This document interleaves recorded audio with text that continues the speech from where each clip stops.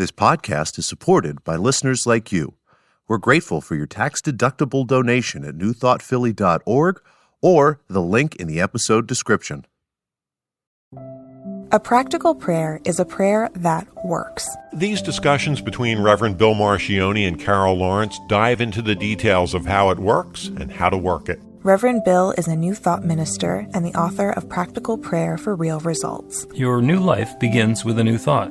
Carol Lawrence is on a spiritual quest, finding the New Thought teaching after decades on the pulpit in 3 different traditional denominations. I've got some questions. Together, they're exploring the philosophy and activities that come together from many of the world's religions to create the practical spirituality that is New Thought.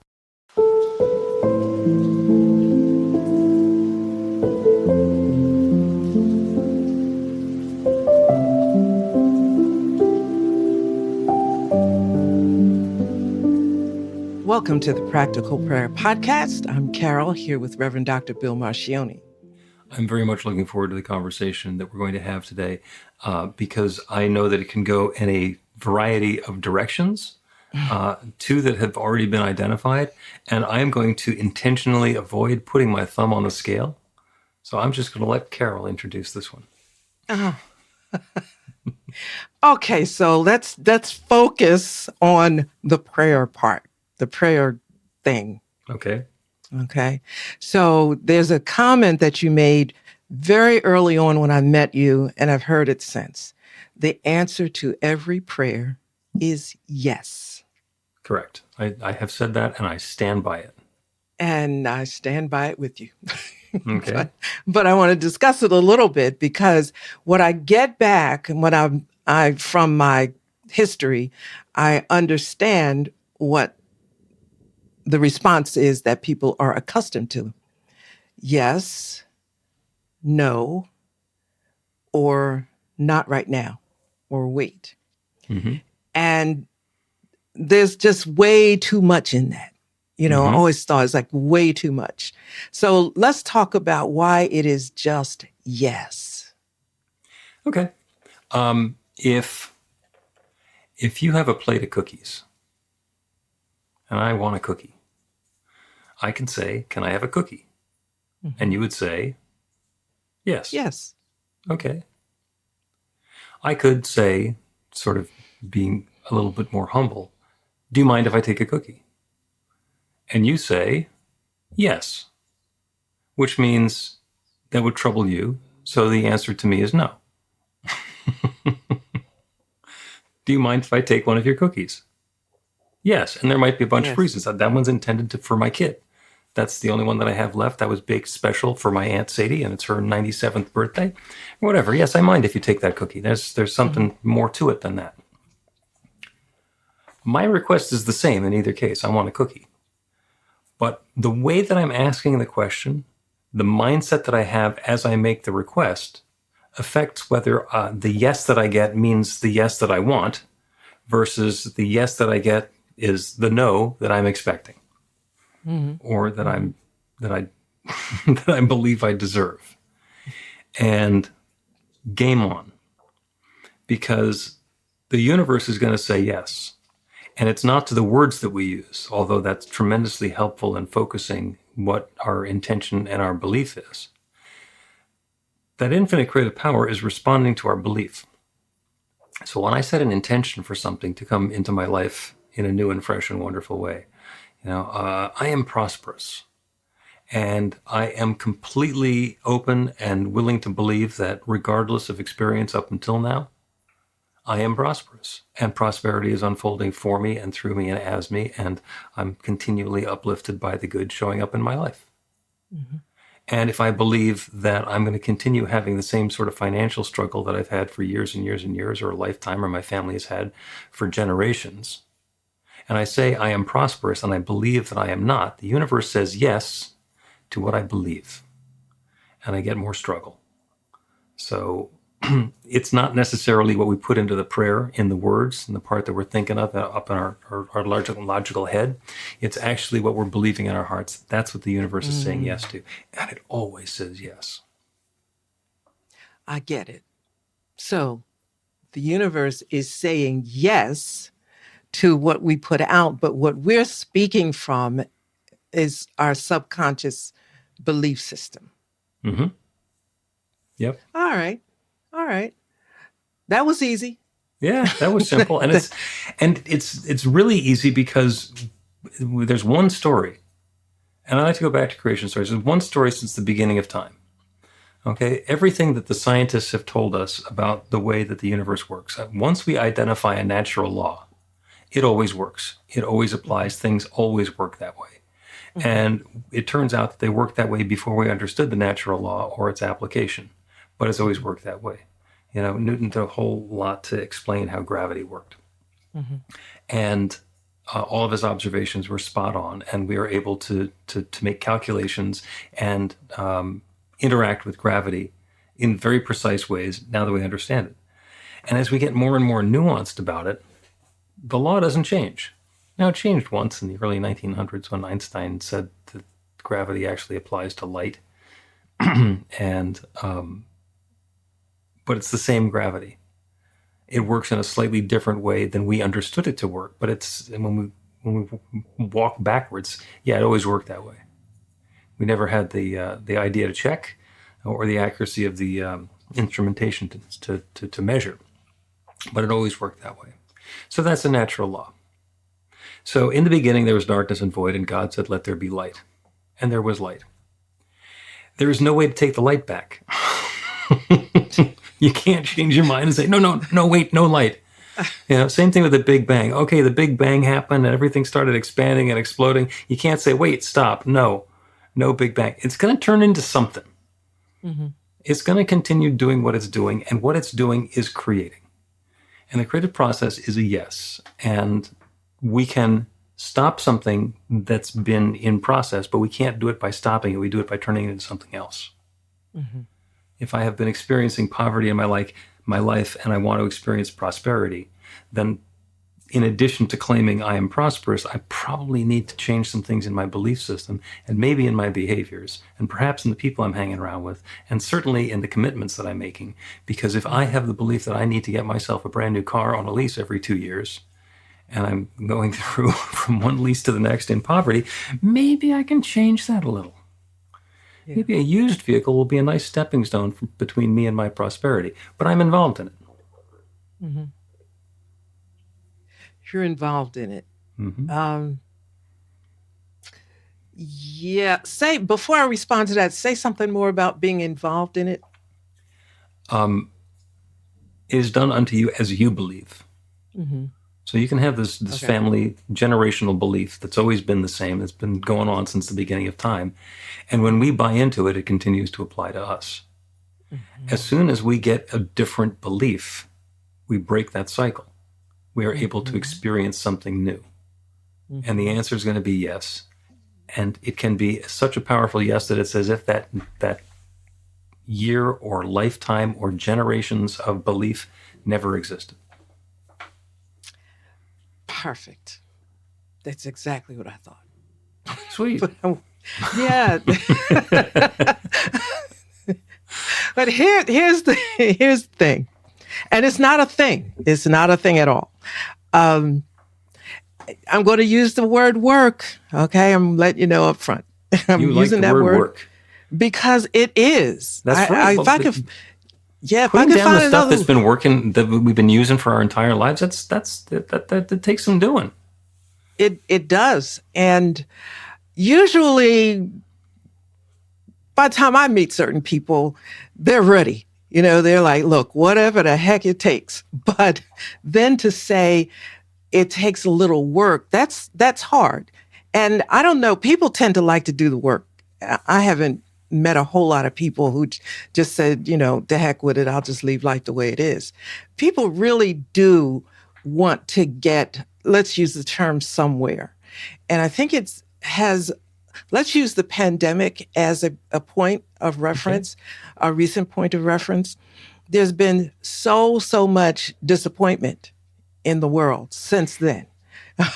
Just incredibly. And with people having been doing their best. like the best they know how to do. And their best is really rooted in what they believe in terms of their subconscious beliefs about work and struggle and so forth.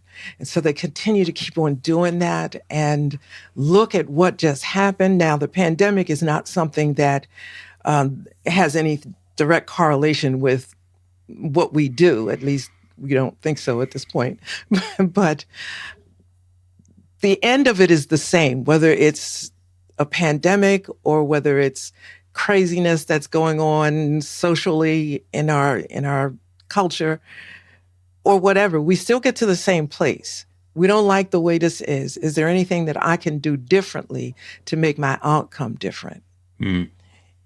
And even, and separating yourself from the outside is a little bit of a struggle too, because we're used to reacting to stuff that's going on, right? All of the movements that have happened over the time that even some of us have been alive to see certain movements. It's always kind of in react mode. And now the idea of not responding from your subconscious means that I got to get out of react mode and come up with something different and, a new idea of how I can respond. And it takes a bit. It does. You agree? Oh, yeah. Yeah, there's definitely, there's work to be done. And, we get the idea that, changing our experience is as easy as changing our clothes. I'm going to take this shirt off, I'm going to put a different shirt on, suddenly brand new. And that's a wonderful idea, and sometimes that works. But if you take somebody who has been completely taped up in adhesive tape and then put into a suit of armor, which is then welded shut, changing clothes is going to take a while.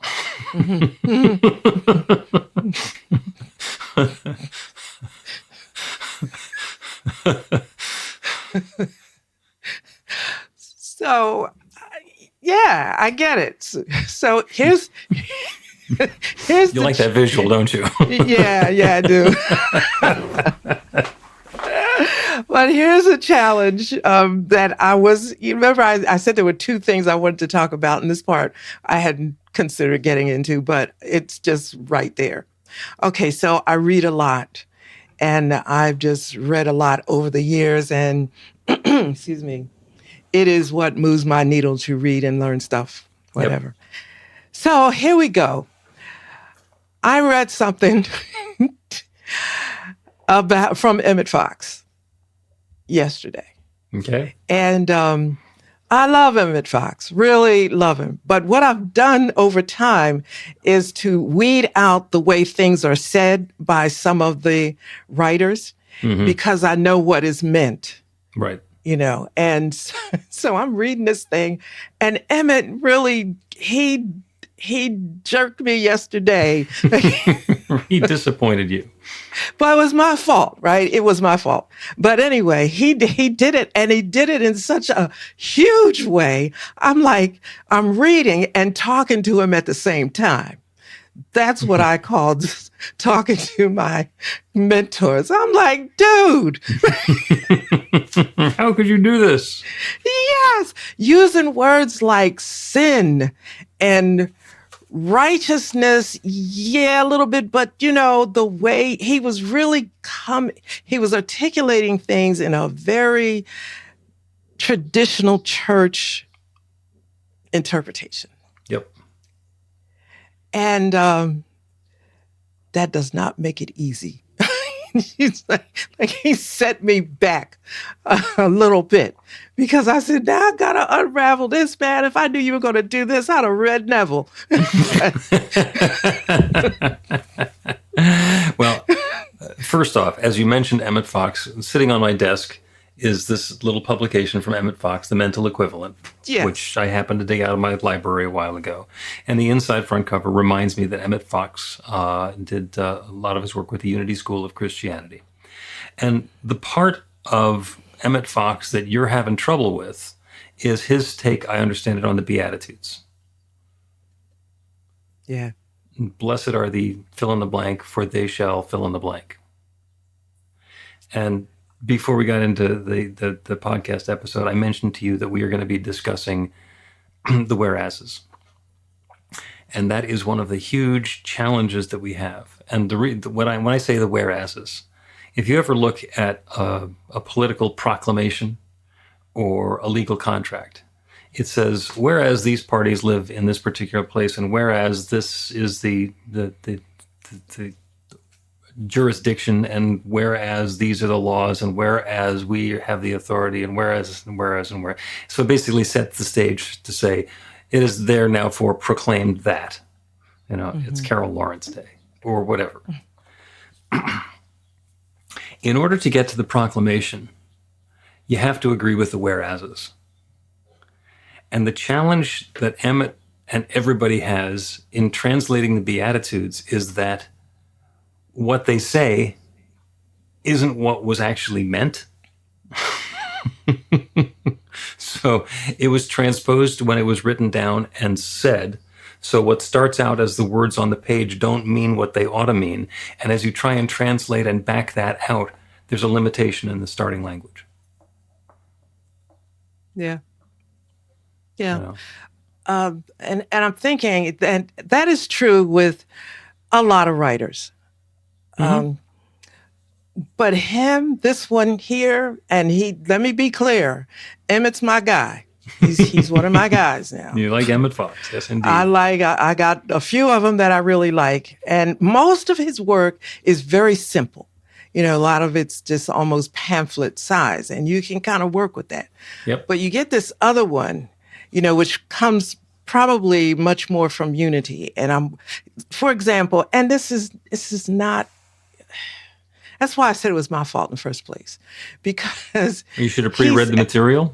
I should have pre-read it a little bit more meticulously than I did, right? Because he said that the King James Version was the most credible to date or something like that. And I'm thinking, oh my God. Like, I guess I forgot when he was writing this, because at that point, King James was it. Right. Okay. So no problem, except that you got a lot of King Jamesers there right now. So to get Emmett Fox it was almost like he was affirming this. And I'm like, you know what, this is totally your fault. Like, this set you back a lot. But so he rolled the scoreboard back 100 years on you. Yes, he did. And he had to start over again. Yeah. Well, that's a me thing, That's my fault. Threading the needle between New Thought concepts and scripture, it seems like the sort of thing that's really easy, because when somebody who's good at it does it, and does it with a part of scripture that's particularly amenable to it, it looks easy and it looks obvious. And it is always somewhat fraught because of the whereases. And not just what was written down, but the assumptions about what everybody thinks it means before they hear about it. And if you want to wind somebody all the way back to what did this mean before it was said, it becomes even more challenging. And I refer to that as troubling language. So, and by the way, I agree with the observation about how valuable the King James Version of the Bible is. It is the flowery sounding one. It's the ones with the thys and thous and therefores and all the rest of that stuff. It also tends to be much more poetic than a lot of other translations, which I think are probably more accurate to the meaning. But 23rd Psalm, the King James Version, my cup runneth over. Okay. Other translations, my cup is full. Guess what? It doesn't have the same connotation. My cup runneth over feels different than my cup is full. And there's a lot of that in the King James Version, which carries some of the flavor of the original language that it was translated from, and unfortunately also tends to run down the rabbit hole of what people thought it meant at the time that the translation happened. Yeah, I think the part that let me say this lights me up. You know that, right? This whole Oh yeah, this is your thing thing. just, yeah, this is my thing because I can do it. It's when it's not your thing, it's not your thing, it doesn't light you up. But here's the thing. King James is all of that. I think it's beautifully poetic. It's just crazy beautiful. If you just leave it at that.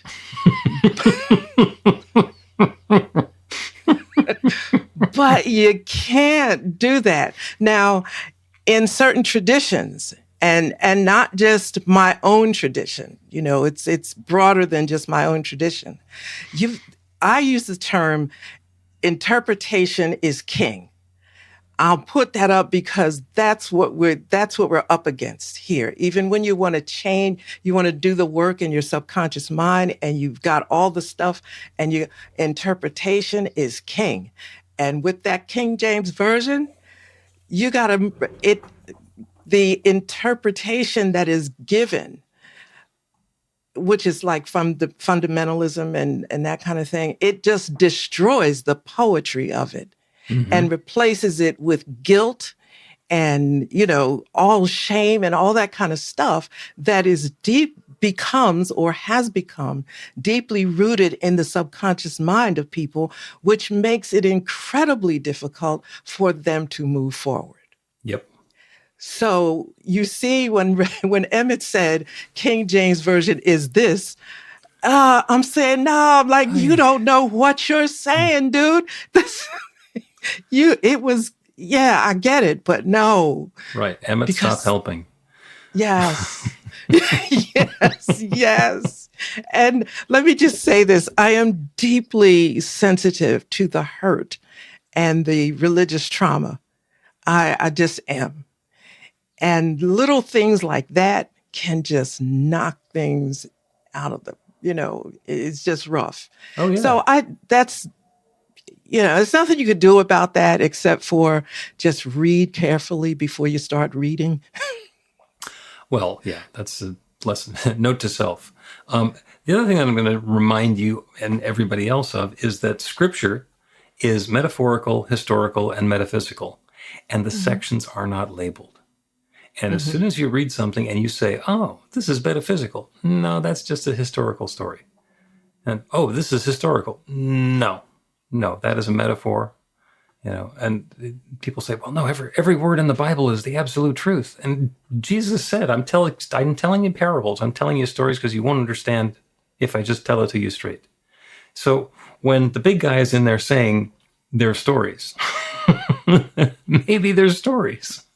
So there is a bunch of discernment, and not just in the part that Jesus was talking about, but in all of Scripture, because it's tremendously valuable, and we might need to squint before we take that fully into and committing to live our lives by it.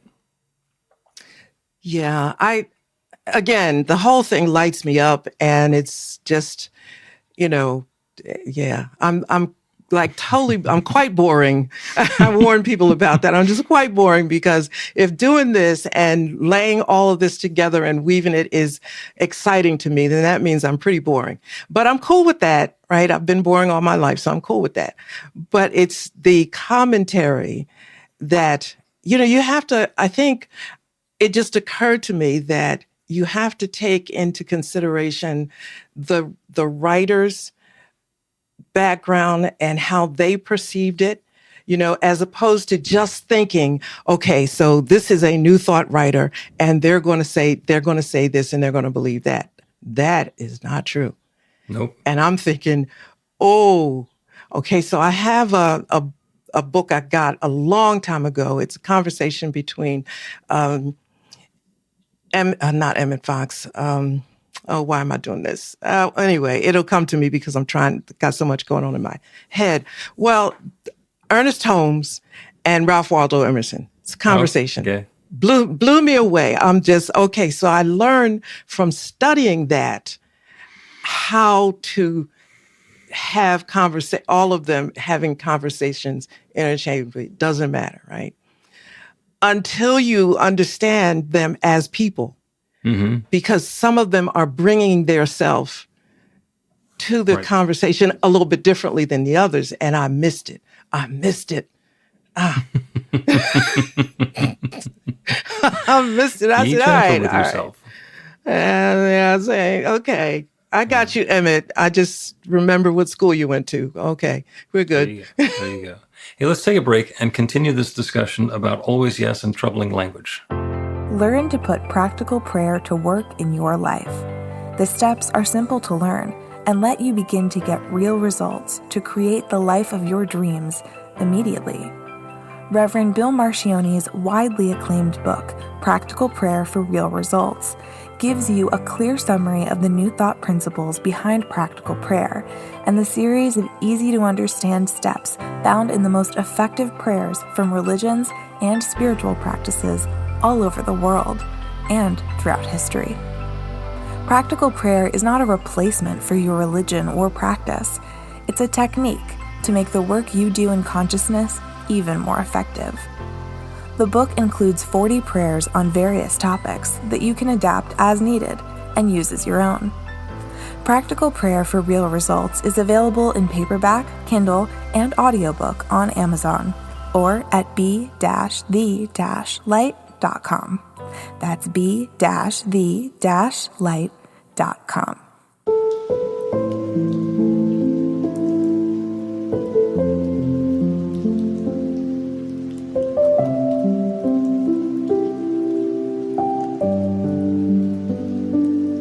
Welcome back to the Practical Prayer Podcast. I'm Carol, here with Reverend Dr. Bill Marchione.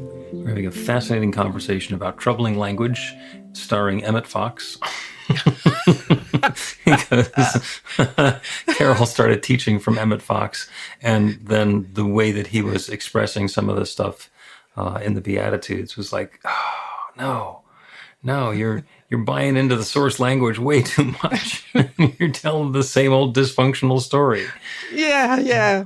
And making it a little less dysfunctional. So I went and checked the stats, and actually Emmett Fox made his transition in 1951.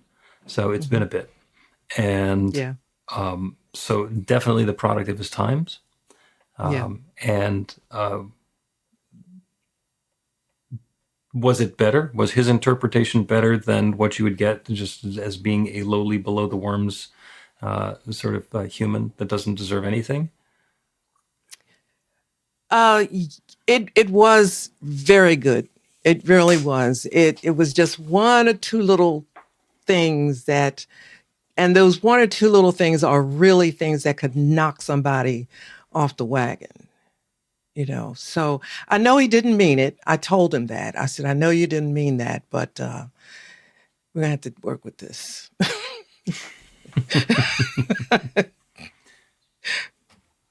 Yeah. And actually, Emmett Fox, I mentioned before that a lot of the work he did was in the Unity School of Christianity, and that's where he gave some of the lectures. But he was actually a divine science minister. So a different sect of New Thought, but it's all the same thing, believing exactly the same thing, and mostly that there is one. Mm-hmm. And when we try and re-language stuff that exists already into the there is one language, we run into the difficulty of losing the content that the source material started with. Because in some cases, I mean, if somebody's approaching with the belief that the answer to our prayer is going to be, and Tatum's back connecting this to the beginning, is going to be yes or no or not now, then fitting everything that they've brought into prayer or considered bringing into prayer and telling them that the answer is always yes, it strips the gears. It's like that wasn't a yes. This is what I wanted. That was the prayer, and it was a no. What do you mean it's a yes? Yeah. So we got to be careful about where we start as we're taking somebody who has their own lifetime of experience and perspective and bringing it about to something new.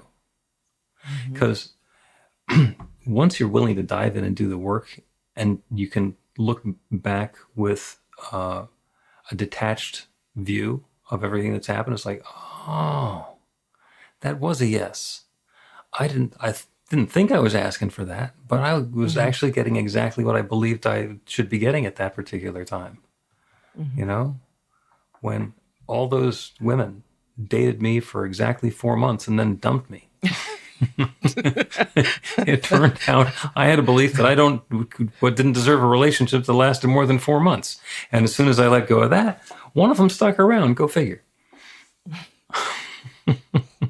This is the belief changed. Exactly. And there's a lot of accountability in that. When we acknowledge that the partnership that we're working with, the answer we're going to get is a yes, then we know that we can create an intention and get a yes. And if we get a yes to something other than what we wanted, it's like we weren't asking in a way that was going to be productive to give us the experience that we wanted.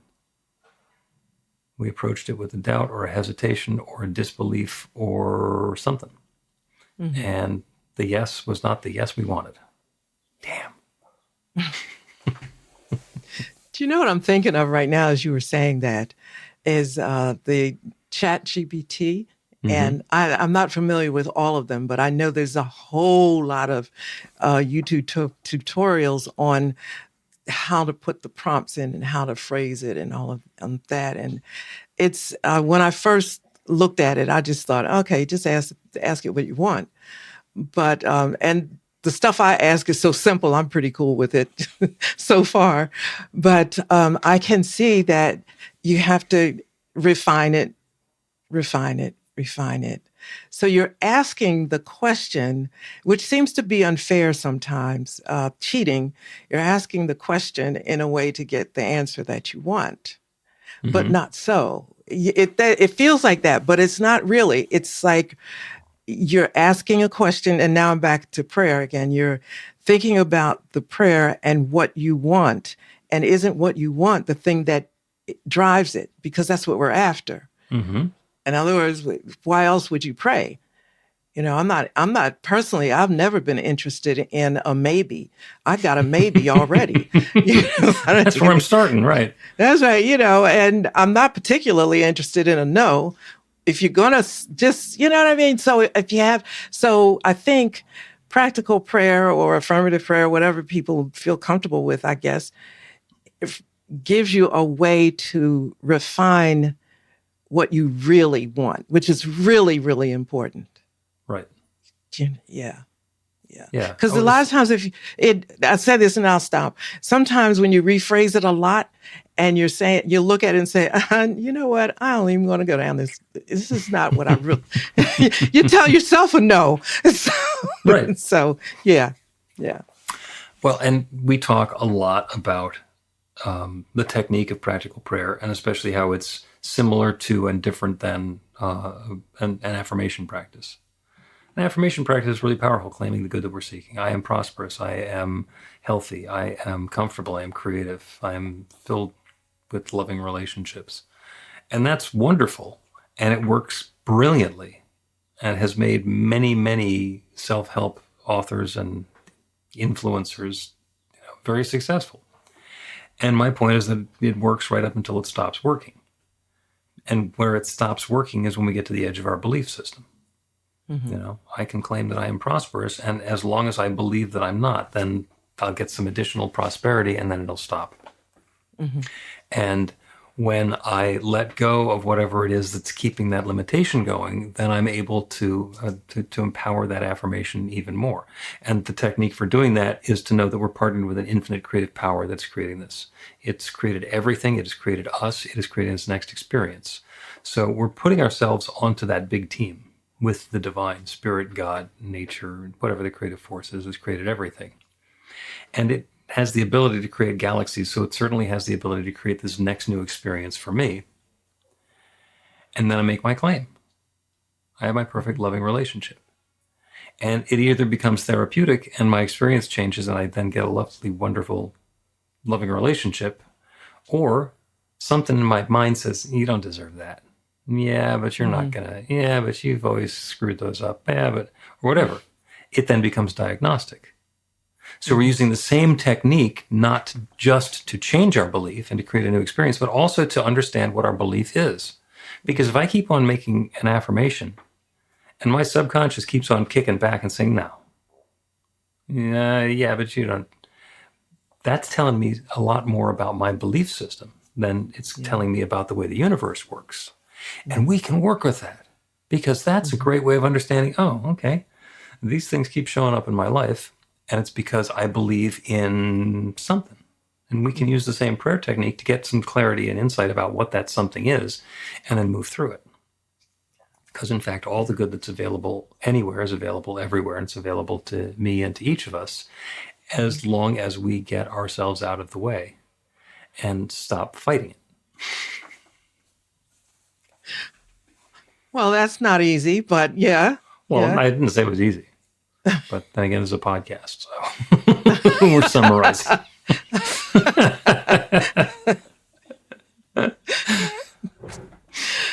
Oh, that's why I love this so much, because there's so much success in the process that you just talked about. You know, it's so much success in it. Even though you can start out feeling like I'm just totally screwed and there's nothing that's ever worked for me and blah, blah. It's like once you get started down this road, there's little successes that you can see and feel and be excited about it. And it's like, oh, well, God really is on my side. Let me try again. That's the energy and the positive, whatever that I get out of practical prayer and that whole process. Yeah. It's beyond hope, because hope is hope. And, but this step is like you feel positivity, or you can see it. It's in the air, however slight it may be, with every step, which is amazing to me. It's just amazing. The answer is going to be yes. And so by aligning ourselves with the good that we're seeking, we're able to let that yes be something that's uplifting and fulfilling for us. Mm-hmm. Do you mind if I take a cookie? Yes. Okay. May I have a cookie? Yes. It's the same yes, but the question is different. And in fact, if I say, may I have a cookie?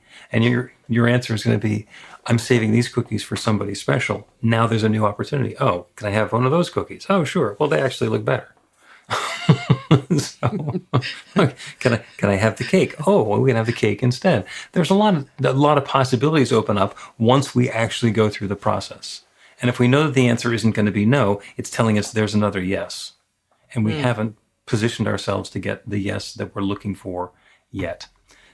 Classic example, when I'm dealing with one of my prayer clients and they want to have a relationship. Oh, I really want to have a long-term relationship and somebody who I can wake up with and spend my life with. And the first question I say is there room in your dresser and your closets for their clothes? It's like, well, no. Well, okay. How ready for how at home are they going to feel when they show up? Perhaps you need to clear the space, not just in your closets, but in your lifestyle to have that relationship. Oh, I'm way too busy to have a relationship, but I really want to have a relationship. Okay, what's the yes going to be here? And by understanding that we're engaged in that interactive process, we can then go through and clear away the things that aren't serving us and change our beliefs and say, oh, well, I am willing to clear out that closet. In fact, let me move all of this stuff into storage, and there we go. And I have seen relationships blossom and show up out of nowhere when somebody's willing to go through that process about looking at what they're willing to let go of in order to have the relationship. It shows up in all sorts of different ways. Mm-hmm. Mm-hmm. Let's take another break, and then we'll do a prayer for getting a yes for something.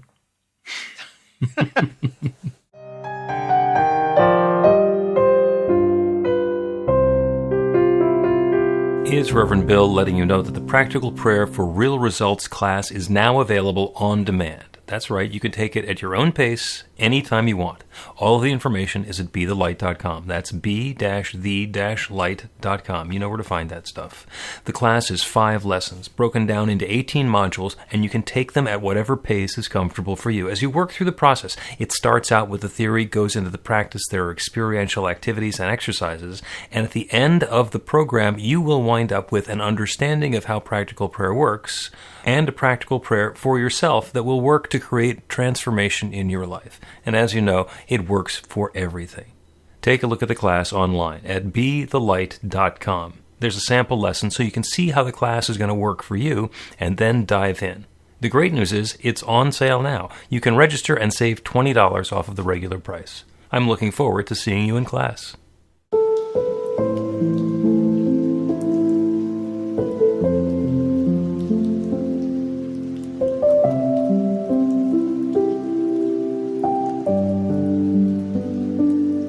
Welcome back to the Practical Prayer Podcast. I'm Carol with Reverend Bill Marcioni. Yeah, and we are having a wonderful conversation about, among other things, the troubling language of Emmett Fox trying to back out of the Beatitudes.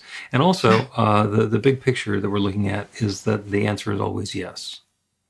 And that's what I want to include in the prayer today. The answer is always yes.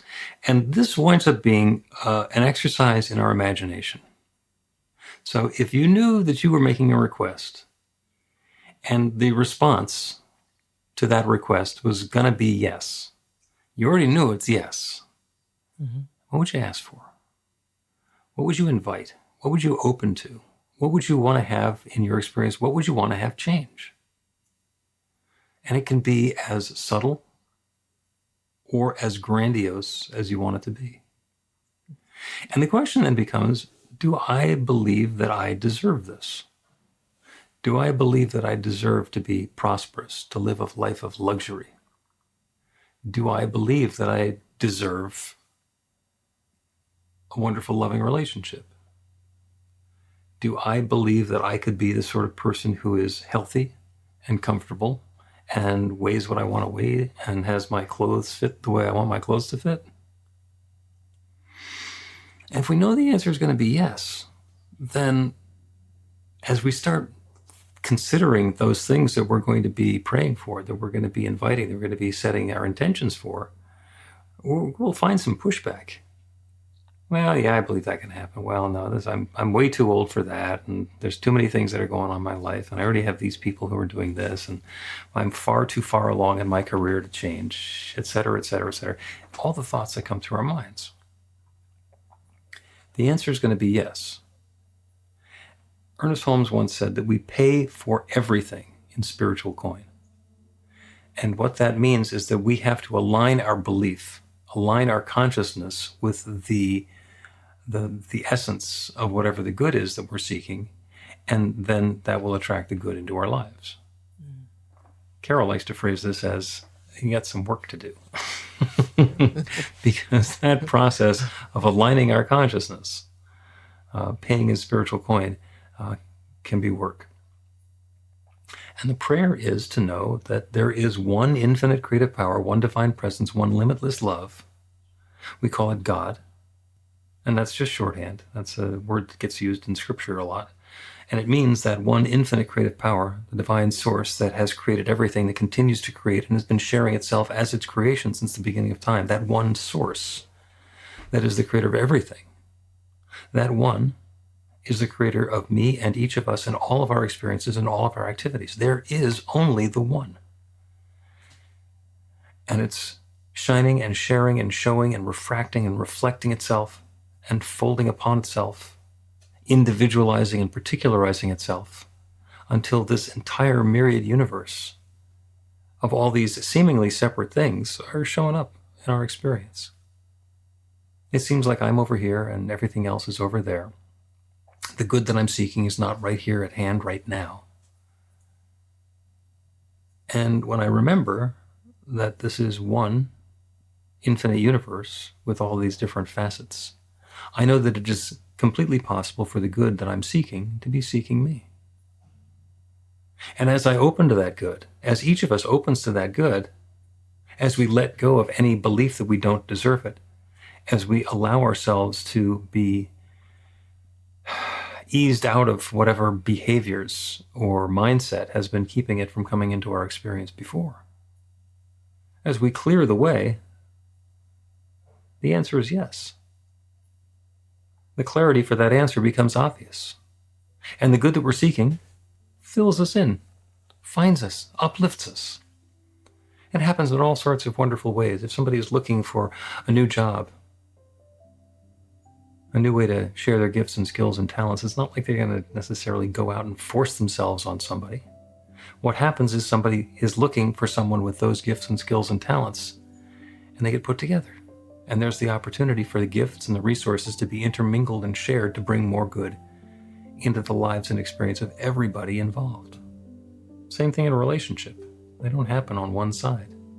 Loving relationships happen because of the connection. And they're certainly possible. And it is certainly possible that that person with whom each of us can have a loving relationship is seeking us now. And the answer is yes, and the good unfolds. And it shows up in all sorts of different ways. So I set the intention for the highest and best, the desires of each one within the sound of my voice now unfolding in a way that is uplifting and harmonious and joyous, as good as we can expect and even better. This is the invitation that I am submitting into that infinite creative law that creates everything. And I know that the answer is already yes. These new experiences are already coming about for each of us in our own way. Yes, yes, and yes again. And I'm grateful for it. I'm grateful for the good that's unfolding. I'm grateful for the stories we each get to tell. I'm grateful for the willingness of each one to get out of the way and allow the yes to unfold. And I'm grateful for the awareness of this creative process that allows me to speak this word and release it into the law and note that the yes is already happening. And so it is.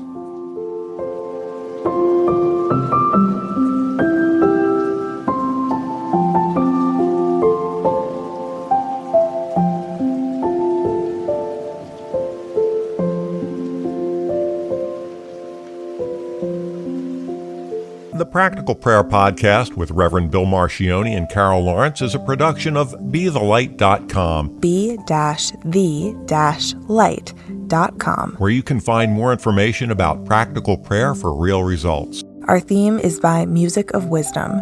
You can learn about the spiritual community of New Thought Philadelphia with daily guided meditations, Weekly celebrations of spirit, and Reverend Bill's classes in practical spirituality at newthoughtphilly.org.